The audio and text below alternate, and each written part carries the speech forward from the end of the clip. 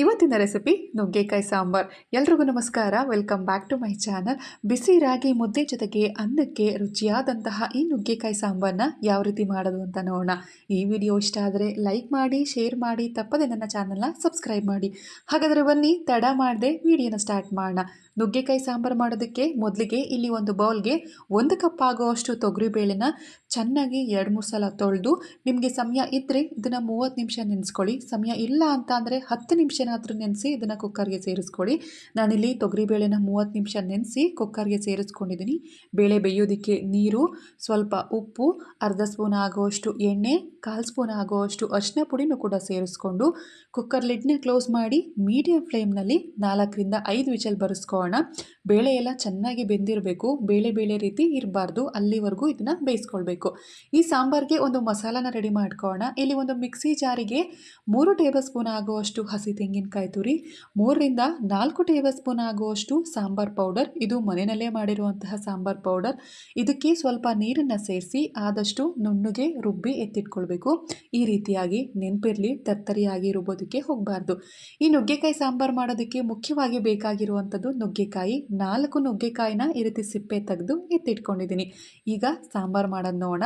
ಸಾಂಬಾರು ಮಾಡೋದಕ್ಕೆ ಇಲ್ಲಿ ಒಂದು ಪಾತ್ರೆಗೆ ಬೇಯಿಸಿಟ್ಕೊಂಡಿರುವಂತಹ ತೊಗರಿ ಬೇಳೆನ ಸೇರಿಸಿ ಸ್ವಲ್ಪ ನೀರನ್ನು ಕೂಡ ಸೇರಿಸ್ಕೊಂಡು ಕಟ್ ಮಾಡಿ ಇಟ್ಕೊಂಡಿರುವಂತಹ ನುಗ್ಗೆಕಾಯಿನ ಸೇರಿಸ್ಕೊಂಡಿದ್ದೀನಿ. ನುಗ್ಗೆಕಾಯಿನ ಚೆನ್ನಾಗಿ ತೊಳೆದು ಕಟ್ ಮಾಡಿ ಈ ರೀತಿ ಸಿಪ್ಪೆ ತೆಗೆದು ಸೇರಿಸ್ಕೊಂಡಿದ್ದೀನಿ. ಇದಕ್ಕೆ 1 ಹಿಡಿ ಆಗುವಷ್ಟು ಸಾಂಬಾರ್ ಈರುಳ್ಳಿ ಇಲ್ಲ ಅಂತ ಅಂದರೆ ನೀವು ನಾರ್ಮಲ್ ಈರುಳ್ಳಿನೂ ಕೂಡ ಹಾಕ್ಕೊಳ್ಬಹುದು.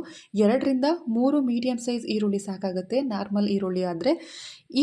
ಇದಕ್ಕೇ ಸ್ವಲ್ಪ ಕರಿಬೇವಿನ ಸೊಪ್ಪನ್ನು ಕೂಡ ಸೇರಿಸ್ಕೊಂಡು ಈರುಳ್ಳಿ ಹಾಗೆಯೇ ನುಗ್ಗೆಕಾಯಿ ಅರ್ಧ ಭಾಗದಷ್ಟು ಬೆಂದಿರಬೇಕು. ಅರ್ಧ ಬೆಂದಿದ್ದು ಆದಮೇಲೆ 2 ಮೀಡಿಯಮ್ ಸೈಜ್ ಹಣ್ಣಾಗಿರುವಂತಹ ಟೊಮೊಟೊನ ಸೇರಿಸ್ಕೊಳ್ತಿದ್ದೀನಿ.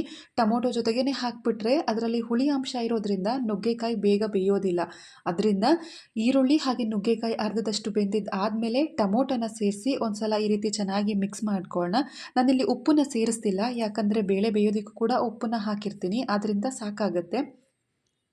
ಇದೆಲ್ಲ ಚೆನ್ನಾಗಿ ಬೆಂದಿದ್ದು ಆದಮೇಲೆ ಒಂದು 5 ನಿಮಿಷ ಕುದಿಸ್ಕೊಂಡು ರುಬ್ಬಿಟ್ಕೊಂಡಿರುವಂತಹ ಮಸಾಲಾನ ಸೇರಿಸ್ಕೊಳ್ಳೋಣ. ಹಸಿ ತೆಂಗಿನಕಾಯಿ ತುರಿ ಹಾಗೆ ಸಾಂಬಾರ್ ಪುಡಿ ಹಾಕಿ ರುಬ್ಬಿಟ್ಕೊಂಡಿರುವಂತಹ ಮಸಾಲಾನ ಸೇರಿಸಿ ನುಗ್ಗೆಕಾಯಿನ 100 ಭಾಗದಷ್ಟು ಸಾಫ್ಟ್ ಆಗೋವರೆಗೂ ಚೆನ್ನಾಗಿ ಬೇಯಿಸ್ಕೊಳ್ಬೇಕು.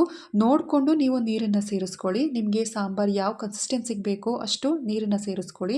ತುಂಬ ಗಟ್ಟಿಯಾಗಿರಬಾರ್ದು, ಹಾಗೆಯೇ ತೆಳುವಾಗೂ ಕೂಡ ಇರಬಾರ್ದು, ಮೀಡಿಯಮ್ ಕನ್ಸಿಸ್ಟೆನ್ಸಿಗಾಗಿರಬೇಕು. ಇಲ್ಲಿ ಒಂದು ಚಿಕ್ಕ ಗ್ಲಾಸ್ ಅಳತೆಯಲ್ಲಿ 2 ಗ್ಲಾಸಷ್ಟು ನೀರನ್ನು ಸೇರಿಸಿ ಒಂದು ನಿಂಬೆ ಹಣ್ಣಿನ ಗಾತ್ರದಷ್ಟು ಹುಣಸೆ ಹಣ್ಣಿನ ರಸ, ಅಷ್ಟೇ ಪ್ರಮಾಣದಲ್ಲಿ ಬೆಲ್ಲ, ರುಚಿಗೆ ತಕ್ಕಷ್ಟು ಉಪ್ಪನ್ನು ಕೂಡ ಸೇರಿಸ್ಕೊಂಡು ಇದನ್ನು ಕುದಿಸ್ಕೊಳ್ಳೋಣ. ಉಪ್ಪನ್ನು ನೋಡ್ಕೊಂಡು ಹಾಕೊಳ್ಳಿ, ಬೇಳೆ ಬೇಯೋದಕ್ಕೂ ಕೂಡ ನಾವು ಉಪ್ಪನ್ನು ಹಾಕಿರ್ತೀವಿ. ಇದೆಲ್ಲ ನೊರೆ ಅಂಶ ಎಲ್ಲ ಹೋಗಬೇಕು, ಅಲ್ಲಿವರೆಗೂ ಇದನ್ನು ಚೆನ್ನಾಗಿ ಕುದಿಸ್ಕೊಳ್ಬೇಕು.